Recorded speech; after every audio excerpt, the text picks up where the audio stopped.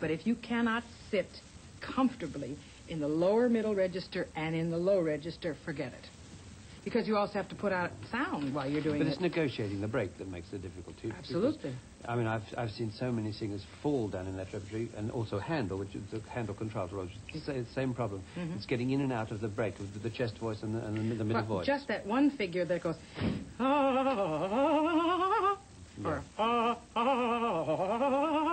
that's it's a killer. murderous. Well, of course, I suppose most people know nowadays that bel canto means beautiful singing. But of course, it's only the beginning of it. The bel canto era began with the great singers in the middle of well, I suppose even the 17th century it started to begin, but it flourished and blossomed in the middle of the 18th century, even the early part of the 18th century, when the great castrati were at their peak. These, of course, were the artificial male singers who had these extraordinary, powerful soprano and mezzo-soprano voices, which we don't have anymore, I'm happy to say, rather. Hear like Caruso means sing like Caruso. Because, of course, if you hear one note project like that, you are going to do that note, but you have to hear the note. Then we got a lot of books on it, too. But I think mainly you don't learn that much from the books, do you? No. And so now, of course, after doing it for all these years, so much of it is just ingrained that it just sort of happens naturally. Bel canto became a high cult in the early 19th century. And of course, it's in a way remained this.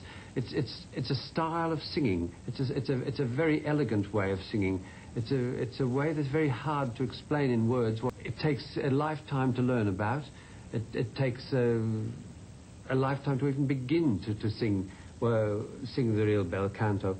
To be a real tenor voice, if you don't cover F sharp and G, you are not a real tenor. You can be a fantastic singer, but not a real tenor voice. In another way, in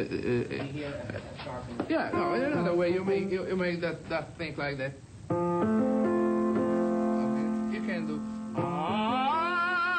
it's a good sound, but it's white. It's not elegant. If you do now that sounds simple. Take probably 10 years to make a sound like that.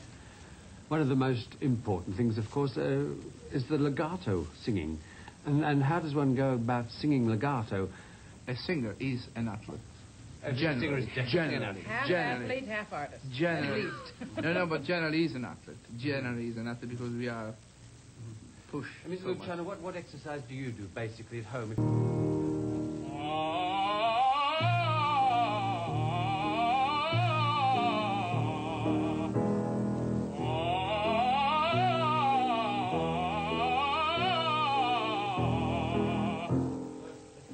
Did I touch the fa, the F? Did I touch the F? Yes.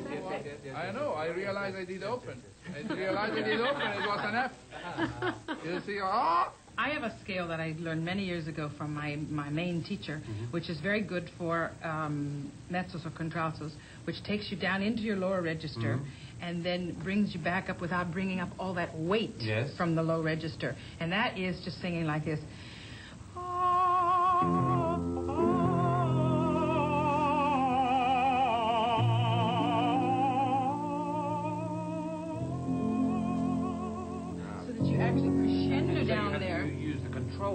Right, but you can crescendo into that lower register for the effect, but you don't bring up that dangerous weight of the chest. Che faccia ad esempio col vocalizzo e poi con le parole? Sì.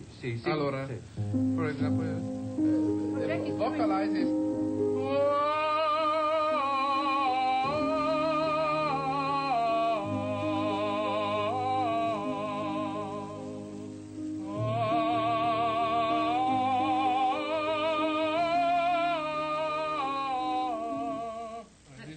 is the legato line. Now you have to put the word and don't lose this legato. Angelo di pace all'anima, la voce mia risuona.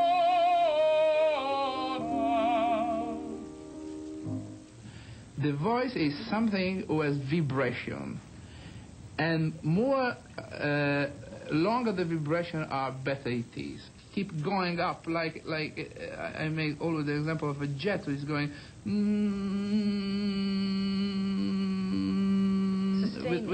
without make any